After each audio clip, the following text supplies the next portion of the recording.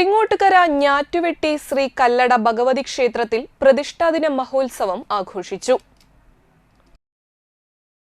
രാവിലെ നട തുറക്കൽ, നിർമ്മാല്യ ദർശനം, മഹാഗണപതി ഹവനം, ഉഷപൂജ, എതിർത്തുപൂജ, പഞ്ചവിംശതി, കലശപൂജ, പഞ്ചഗവ്യ പൂജ, കലശാഭിഷേകം, മധ്യാഹ്ന പൂജ എന്നിവ നടന്നു. ക്ഷേത്രം തന്ത്രി പ്രകാശൻ ചടങ്ങുകൾക്ക് മുഖ്യ കാർമ്മികത്വം വഹിച്ചു. തുടർന്ന് അന്നദാനവും ഉണ്ടായിരുന്നു. ക്ഷേത്രം ഭാരവാഹികളായ president NV Rajendran, secretary NS സുഖദൻ, ഗജാൻജി NI Radhakrishnan എന്നിവർ നേതൃത്വം നൽകി.